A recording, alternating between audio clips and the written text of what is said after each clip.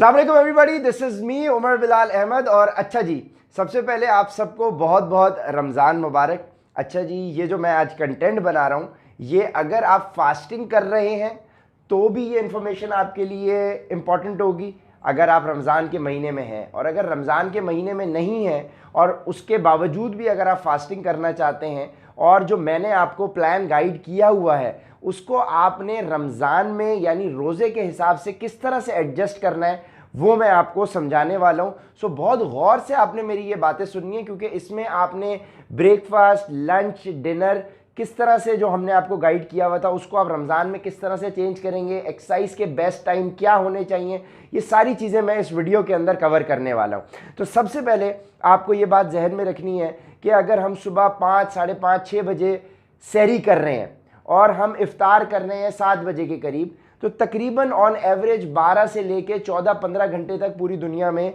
लोग अक्सर अमूमन फास्टिंग कर रहे होते हैं।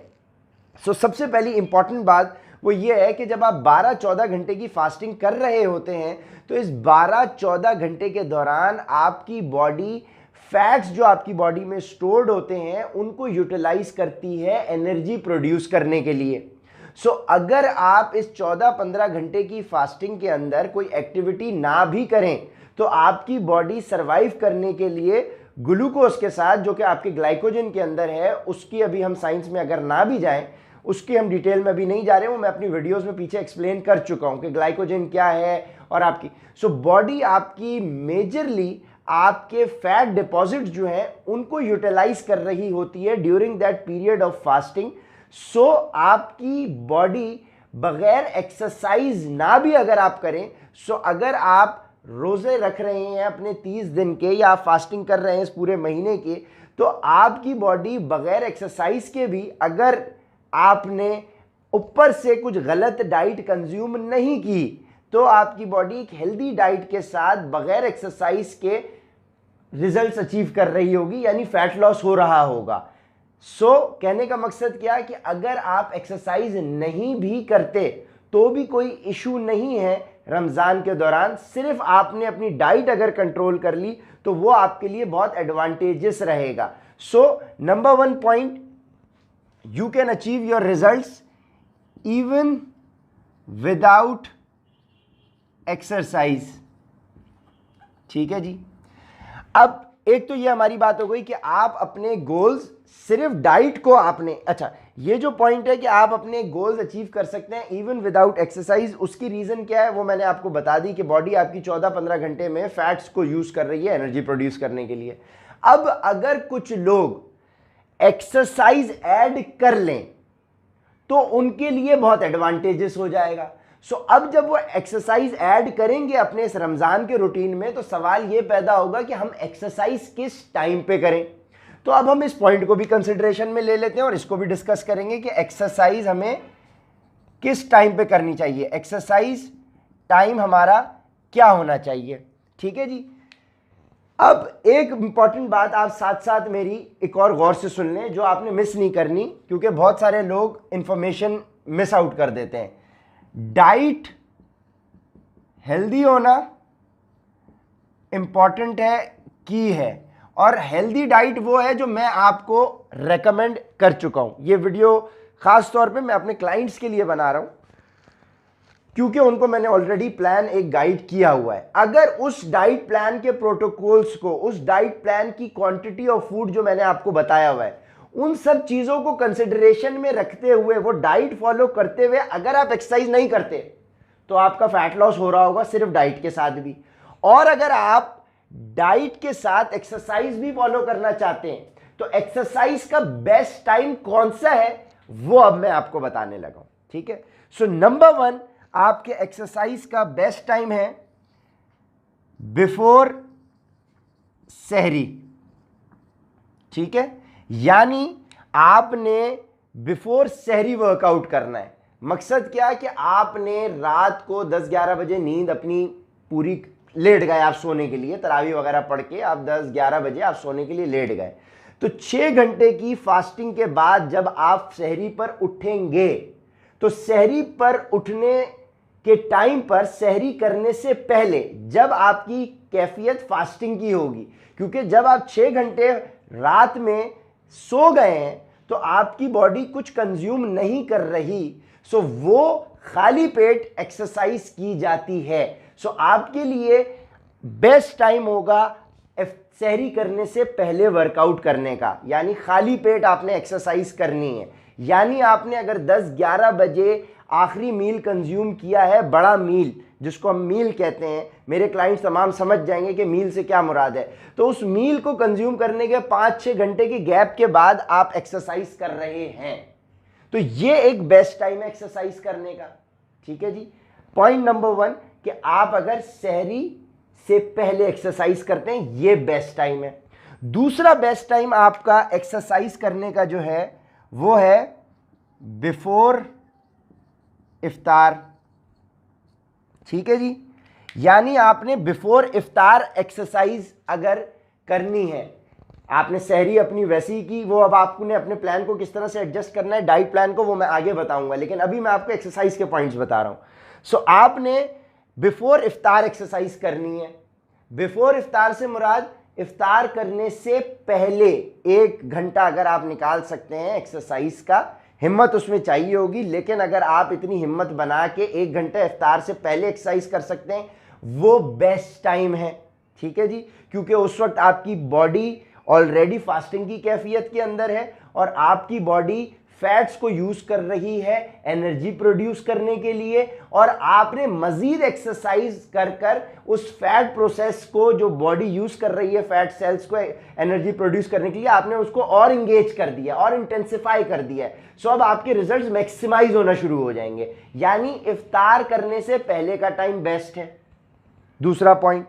तीसरा पॉइंट कि लोग कहें कि भाई हमारे पास इफ्तार से पहले टाइम नहीं है, ख़वातीन कहें कि हमें भाई इफ्तारी प्रिपेयर करनी है या हमारे पास एनर्जी नहीं है, तो एक और बेस्ट टाइम मैं आपको क्या दे रहा हूं, इफ्तार करने के फौरन बाद। अब जो आप फौरन इफ्तार करने के बाद आप एक्सरसाइज करेंगे, उस इफ्तार के मील में आपने क्या खाना है वो मैं आपको बता देता हूं। ठीक है। और वो मील कंज्यूम, वो एज प्री वर्कआउट आप क्या यूज करेंगे, मतलब आपने अपना रोजा इफ्तार इस प्री वर्कआउट से करना है, और इस प्री वर्कआउट को लेने के 15-20 मिनट्स आफ्टर आपने वर्कआउट करना है। ठीक है। अब इस प्री वर्कआउट में आप क्या चीज लेंगे, इस प्री वर्कआउट में आप 2-3 किस्म की चीजें ले सकते हैं। सबसे पहले आपको यह बात जहन में रखनी है कि जब आप फास्टिंग की कैफियत में होते हैं, सो आपकी बॉडी फैट सेल्स को यूज कर रही है एनर्जी प्रोड्यूस करने के लिए, लेकिन साथ साथ आपके मसल्स को भी यूज करती है एनर्जी प्रोड्यूस करने के लिए। सो मसल की डेफिशिएंसी होने का भी खदशा है। इसीलिए जब आप प्री वर्कआउट लेंगे तो उस प्री वर्कआउट के अंदर आप क्या ले सकते हैं, जिससे आपने अपना रोजा इफ्तार करना है, और इस प्री वर्कआउट के 15-20 मिनट बाद आप वर्कआउट एक्सरसाइज करेंगे अपनी। तो इस प्री वर्कआउट में आप क्या चीज ले सकते हैं, 2 to 3 एग वाइट्स ले सकते हैं, ये प्रोटीन सोर्स है आपका। ठीक है। साथ में आप जो है 1 से 2 खजूर ले सकते हैं। ठीक है। और आप साथ में 1 गिलास पानी ले लेंगे। ये आप प्री वर्कआउट अपना कर लें। इससे आपको इतनी एनर्जी मिल जाएगी कि आप इसको खाने के 15 से 20 मिनट के बाद, मैं दोबारा से बता दूं, 2 से 3 एग वाइट्स आपने ले ली, 1 से 2 खजूर आपने ले लिए, 1 गिलास आपने पानी का ले लिया। इसको कंज्यूम करने के आधे घंटे बाद या 15 मिनट बाद आपके पास इतनी एनर्जी होगी कि आप 1 घंटे का वर्कआउट कर सकते हैं। अब जो लोग बोलें कि भाई हम एग वाइट्स नहीं खाना चाहते, कोई इशू नहीं है, आप खजूर खा लें 1 से 2, आप 1 गिलास पानी पी लें, और अगर यहां पर आपके पास कोई प्रोटीन पाउडर सप्लीमेंट है तो एग वाइट्स की रिप्लेस आप उस सप्लीमेंट के 1 स्कूप से कर सकते हैं। ठीक हो गया। तो प्रोटीन सोर्स आपको या तो एक स्कूप के प्रोटीन पाउडर से मिल गई, या आपको 2 से 3 एग वाइट से मिल गई, और आपने साथ में एनर्जी का डोज खजूर से ले लिया। ठीक हो गया, ग्लूकोज का। अब आप बोले कि आपको 2 से 3 एग वाइट्स भी नहीं खाने और आपको एक स्कूप आपके पास प्रोटीन पाउडर भी नहीं है, तो कोई इशू नहीं है, आप खजूर खा लें 2 और पानी पी लें और इसके 15 मिनट बाद आप वर्कआउट कर लें। ये प्रोटीन अगर आपके पास यहाँ पे कंज्यूम करने का ऑप्शन नहीं है तो इसको हम एक आगे जो हम बड़ा मील कंज्यूम कर रहे हैं हम उसमें ले लेंगे, तो कोई ऐसी प्रॉब्लम नहीं है, आपका मसल लॉस नहीं होगा अगर आप प्रोटीन बाद में कंज्यूम भी कर लें। तो प्रोटीन कंज्यूम करना इंपॉर्टेंट होता है, वर्कआउट से पहले कर लें तो भी अच्छी बात है, बाद में कर लें तो भी अच्छी बात है, लेकिन आपको उस क्वांटिटी को पूरा करना होता है जो मैंने आपको रेकमेंड की हुई है। सो अगर आपके पास ये ऑप्शंस हैं, ये ऑप्शंस आपके लिए बेस्ट प्री वर्कआउट रहेंगे, और मेरी कोशिश ये होती है कि चीज़ वो गाइड की जाए जो घर में अवेलेबल भी है और हमें कोई अलग से कोई चीज़ करने की ज़रूरत ना पड़े। सो ये आपका प्री वर्कआउट हो गया। इसको कंज्यूम करने के 15-20 मिनट बाद आपने 1-1.5 घंटा वर्कआउट किया, तो आपके पास ये तीसरा टाइम था वर्कआउट करने का। सही हो गया। लेकिन अब आप उन लोगों में से हैं जो बोलें कि भाई आपने सहरी से पहले भी वर्कआउट नहीं करना, इफ्तार से पहले भी नहीं करना, और इफ्तार के फ़ौरन बाद भी आपने नहीं करना। आप ये बोलेंगे कि मैं इफ्तार में मेन मील कंज्यूम कर लूँ और उसके बाद रात में मैं करूँगा। तो अब आपके पास जो चौथा टाइम है एक्सरसाइज करने का वो मैं आपको बता देता हूँ। चौथा टाइम, और ये 4 टाइम है आपके पास वर्कआउट करने के रमज़ान के अंदर, यानी फास्टिंग की कैफियत में।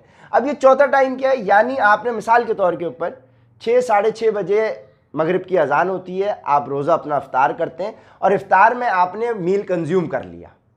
अब वो बड़ा मील कंज्यूम आपने किया है तो जाहिर है उस मील के अंदर मैंने आपको चिकन भी रेकमेंड की हुई है, उसमें मैंने आपको रोटी भी रेकमेंड की हुई है, मैंने आपको चावल भी, मैंने आपको बहुत सारी चीज़ें रेकमेंड की हुई हैं। तो अब वो बड़ा मील कंज्यूम कर लिया आपने इफ्तार में, तो उस मील को कंज्यूम करने के आफ्टर 3 to 4 आवर्स आप वर्कआउट करेंगे। ठीक है, यानी अगर आपने 6-6:30 बजे इफ्तार किया है तो आपके पास 7:30, 8:30, 9:30, 9:30, 10, 3.5 से 4 घंटे बाद जितनी देर में आपका वो मील आपके पेट में हजम हो चुका है। हजम होने से मुराद ये है कि अब वो पेट में आपका खाना जो था, पेट के मसल्स ने उसको ब्रेक करके आंतों से निकल के वो खून में शामिल हो गया है। पेट अब आपका खाली हो चुका है, हजम हो चुका है खाना। ठीक है, I am not here to explain you. अब वैसे तो मैंने बहुत दफ़ा एक्सप्लेन किया हुआ है, लेकिन आई एम श्योर कि आप सबको मालूम है कि हजम होना किसको कहते हैं। सो इस मेन मील को कंज्यूम करने के 3.5 से 4-5 घंटे बाद आप वर्कआउट कर सकते हैं। ठीक हो गया, ये आपने वर्कआउट कर लिया। ये 4 टाइम है आपके पास वर्कआउट करने के। कीपिंग इन माइंड कि आपकी डाइट जो है अगर वो ठीक है तो ये वर्कआउट आपके लिए बेनिफिशियल है, अदरवाइज इस वर्कआउट की कोई हैसियत नहीं है अगर आप डाइट में आप कोई ख्याल नहीं रख रहे। सो ये हमारा पर्सपेक्टिव हो गया जिसमें हमने इस वीडियो के अंदर इस वाले सेगमेंट में हमने ये कवर कर लिया कि आपके एक्सरसाइज के बेस्ट टाइम कौन से हैं ड्यूरिंग रमज़ान। ये चारों एलिमेंट्स एंगल्स मैंने कवर कर लिए हैं। अब हम अपने उस एंगल को डिस्कस करेंगे कि आपने अपनी जो डाइट प्लान मैंने आपको रेकमेंड किया हुआ है उसको आपने रमज़ान में किस तरह से एडजस्ट करना है। So looking forward to it.